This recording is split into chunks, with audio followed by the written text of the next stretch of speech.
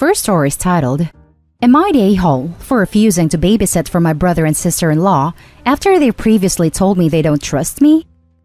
I, 28 male, have an older brother, 31 male, and sister-in-law, 30 female, who have a 3-year-old son, and sister-in-law is about 7 months pregnant with their second child. I am a single man in my 20s and live by myself. As such, I live a fairly typical bachelor lifestyle. I enjoy going out to bars and clubs.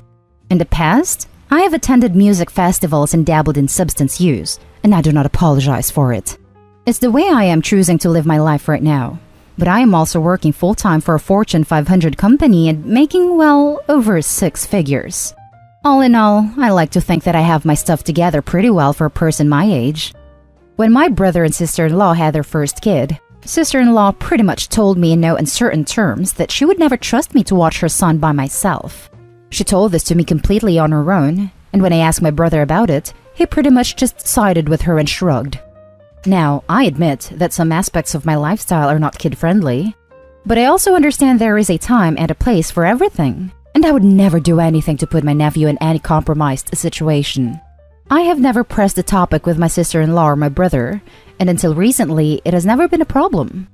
A few weeks ago, my brother called me in the middle of the night and asked if I could watch their son. Sister-in-law was having stomach pains and they needed to go to the hospital, but they had no one else to watch their son.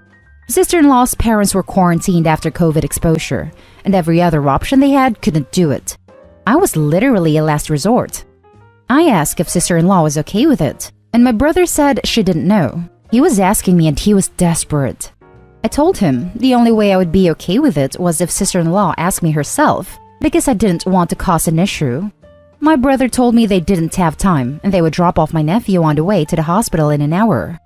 When they got to my apartment, I went down to meet them, and sister-in-law saw me and recognized where they were and started screaming at my brother. She started yelling questions at me like whether or not I have a substance on the counter or if I have a girl up there with me. So I told my brother I was sorry, but this wasn't going to work. I told him I love him and hope everything works out, and I told sister-in-law the same. But she ignored me and told my brother to take her to the hospital. Everything at the hospital ended up being okay, and sister-in-law and the baby are healthy. She wasn't going into early labor and they were back home the next day. However, my brother called me after that and said I was a huge a-hole for not helping.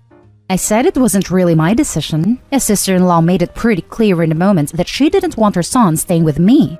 He said I should have just taken my nephew, as sister-in-law was in no condition to make a rational decision. My mom called me the other day and said I should apologize to my brother and sister-in-law for what I did, but I don't think I was even in the wrong. Was I an a-hole for not helping them? Now for the top comments. Not an a-hole. That's insane. You literally were going to get screamed at and have been the bad guy no matter what you did. That's not fair to you at all. Yes, exactly. OP, you did the right thing. And honestly, your brother and sister-in-law are the ones who owe you the apology. In fact, less your sister-in-law who had already made her thoughts clear than your brother. Not the a-hole. I personally believe you went about this the right way. You were willing to help. You knew sister-in-law wouldn't, so you asked for her permission. I don't think you owe anyone an apology. Yeah, at first I thought this would be a stubborn, "Oh, you said you didn't want me to," thing with a sister-in-law asking for help. But it obviously isn't at all. What the hell did his brother expect him to do? Take the kid while his mother was there screaming she didn't want him to? Both parents get a say in a veto in who can watch their child, and she clearly wasn't comfortable with it. Plus, the brother is an A, saying she wasn't thinking straight. Sister-in-law has always said she isn't comfortable with it. It's not new. Not an a-hole. If she, in her state of mind, had enough capacity to insist no, and to question whether you had substances or a girl, both of which are none of her business, then she was in her right mind enough that her demand of no should have been respected. This should be said to anyone who tries to say you're wrong. Someone should be asking sister-in-law why she had to be an a-hole, not asking you. Not an a-hole, and don't let them tell you otherwise. She did say D's on the counter, so I can see that as a concern for the safety of her child. Not necessarily a rational one, as just because someone takes substances occasionally does not mean they have them lying around their home for a child to stumble on. Now, let's read the next story. Am I the a-hole for sabotaging my little brother's food on purpose? My little brother is 18. I'm 20. I am staying with my family for the holidays and thought it'd be a nice time, but I forgot that they treat me like a housekeeper. I do almost all the chores and I don't mind if it's my chore. Obviously, if I notice the dishwasher's full, I empty it. If I cook, I clean up. If I make a mess, I clean up. However, if my little brother makes a mess, he makes me clean up. If I refuse and tell him to do it himself, he tells my parents and they side with him, and just bug me until I do it. My brother also asks me to cook for him. He pulls out brownie mix and is like, "Make this." I always am like, "Sure, I can make it, but you have to help." He gets mad and says, "I helped by taking out the box." And when I refuse to make stuff for him or tell him to make it himself, he'll throw a fit and tell our parents. Lately, he keeps asking me to make stuff and I get frustrated going back and forth about why can't he make the stuff himself or just ask our parents. So I make the food he asks, but I always add stuff he doesn't like. Coincidentally, he hates a ton of stuff I love to eat. So if he asks for brownies and refuses to help, I put nuts in it. He hates them and I like them. He came over to see the brownies and got mad at me and told me he hated nuts and can't eat the brownies anymore. I just said, "Too bad. Make it yourself next time or help me, and tell me not to put nuts in." I thought he'd learned his lesson to at least help, but he keeps asking for stuff and I just keep putting stuff in that he doesn't like. He finally got fed up and said he's not eating because I keep making stuff with stuff he doesn't like. I just shrugged and told him to make his own food then. He told my parents, of course, and they just told me to stop being an a-hole and make food for him. It was my last day at home, so I just told them to make food for him if they're so concerned before I left. Now my parents are upset with me, and my brother is angry with me, and I am wondering if I was too petty. Now for the top comments. Not the a-hole. When I was reading, I thought your brother was like 5, then I went back and realized he was 18. Thank God you're out of there. I helped by taking out the box. No, just no. It sounds like your parents have really different standards for the two of you, and much higher expectations on you. I'm guessing this is gender-based, though you didn't mention. Anyway, I think this is hilarious, and you should consider putting it in r/malicious compliance. Your brother is legally an adult, and certainly old enough to handle making a box of brownie mix, and is way past the point where he can stand to learn that if he wants something done a certain way, he can do it himself. Not the a-hole, and well played. Yeah, 3 sentences in, I went, "Oh, OP is a girl, isn't she?" Not the a-hole. He sounds like an idiot. Why would your parents expect you to cater to him? Your parents are a-holes for allowing your brother to be such an entitled little turd. You are definitely not the a-hole. Why do your parents baby him? That's nauseating. The next story is titled, Am I the a-hole because I don't want to give my dog to my autistic nephew? I found a dog, Dave, that had been abandoned at a dog park. I waited with him until it was dark, and then took him home with the intention of trying to find an owner or a rescue that would take him. He had no collar, and when I took him to my vet the next day, we couldn't find a microchip. He was clearly someone's pet at some point. He's neutered, housebroken, and very friendly. Rehoming him never really panned out.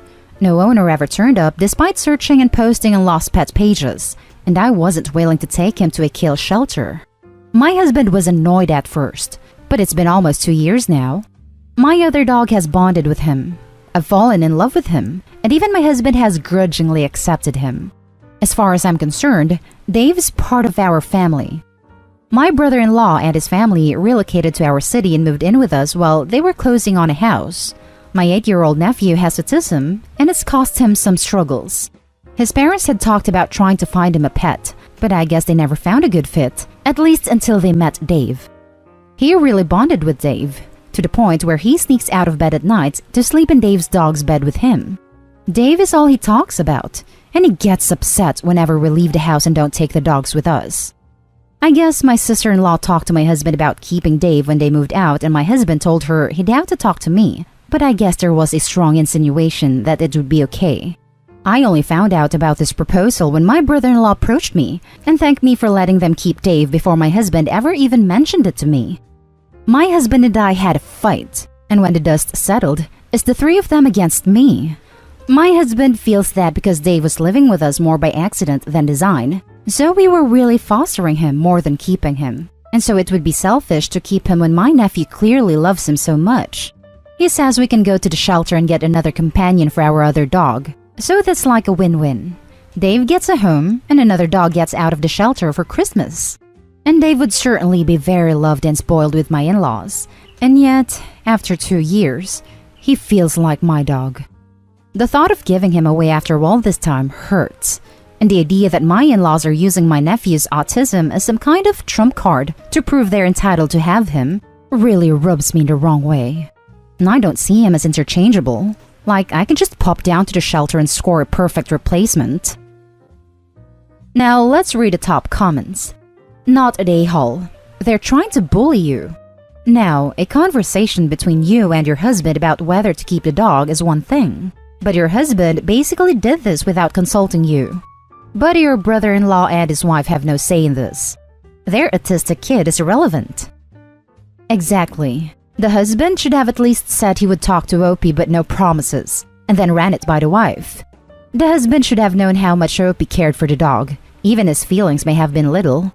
Brother-in-law and his wife are just being overbearing regarding an issue that is not their decision. They are not doing your nephew any favors and leading him on that he actually might get your dog. Kids, autistic or not, need to learn that they don't get everything they might want. There are so many dogs that need a home right now. Just Google how to apply for a service dog for a child. There are organizations that train dogs just for that purpose. Not a-hole. Just because it's easy doesn't make it right. They can get their own dog. Keep Dave and give your hubby to the in-laws. Not the a-hole. Now, for the last story. Am I the a-hole for refusing to cook with my mother-in-law? I, 26 female, married my husband last year. Our marriage is good, and for the most part, I love his family, with the exception of his mom. At first, she seemed as nice as the rest of his family. She was welcoming and nice, and she would invite me to cook with her during family dinners and holidays, and it was nice. Then when my husband and I got engaged, she started bringing up his high school girlfriend. They were together from 14 to 17 when she passed away. My mother-in-law had known her from early childhood because my husband and her were friends first, and mother-in-law thought she was great. Mother-in-law was devastated when she died, and my husband admitted after I brought up concerns that he always thought mother-in-law wanted them to get married someday. We have both asked her not to compare me to his former girlfriend, and she always says, of course, she's sorry, but she does it. When we're alone and cooking together is when she brings her up the most. She'll say how they used to love cooking together when she was at their house and how she did something a different way or how she would have been a talented chef if she had been given the chance. One time, my husband walked in while she was comparing me to his former girlfriend, and he told his mom to knock it off, that she was hurting my feelings. Mother-in-law said she hadn't realized. After that, I sat her down and told her that I understood she loved the girl, and of course, she misses her. But it feels uncomfortable when she compares me to her directly, and could she please stop? I told her that I didn't want any hard feelings, but it was hurting how often she compared me to her. She apologized and seemed genuine because the apology was great, but the very next time, she did it again, and after a gentle reminder, it happened yet another time, so I said I was done, and I now believe it's done deliberately. My husband agrees. We can't decide if she's trying to get rid of me, saying out of malice, or if she's just so uncaring that she doesn't bother to try and filter what she says. My husband told her that she makes others uncomfortable too, and hurts my feelings every time. He told her that she hurts him too by bringing it up because he loves me and is happy with me, and doesn't like his mom seemingly wishing we weren't together. Once lockdown hit, we didn't see his family for several months, and only recently saw them again, and mother-in-law approached and said she was sorry, and father-in-law helped her realize what she was doing wrong. I told her I accept her apology. She then asked if the next time we can get together at home, would I like to cook with her again? And I told her no, that I think it is better we don't. She's upset and claims I should give her another chance. Am I the a-hole? Not the a-hole. She was told multiple times by you and your husband to stop. She ignored it. It's kind of you to accept her apologies, but you don't have to cook with her, and she only has herself to blame. Yes, that's called a consequence. Apologies don't always negate the consequence to things that we do, and we have to accept that. Opie's mother-in-law has to accept that part of Opie accepting her apology is having space from her not cooking with her. Not the a-hole. It's time for some boundaries here. Husband has your back. Talk it over with him, and if he's with it, low contact and no cooking. She has no right to have an option on her son's marriage or who he married anymore. It's said and done. Also, the girl died. She's not around, so I don't understand why using her memory to hurt people accomplishes anything. Matter of fact, next time she says something like that, tell her, I bet you, if that ex is so amazing, she would be really disappointed in the way and reason you talk about her now.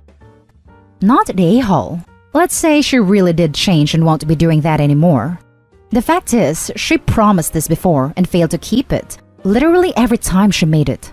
It's going to take time for you to build up trust with her, and if she's really remorseful, then she needs to understand that. One more apology and promise to do better doesn't erase her history. And that's the end of this video, folks. As always, leave a comment and hit like and subscribe. And if you want more of this content, turn your notification on to get updated on the latest videos. And I'll catch you with the next one. Stay safe.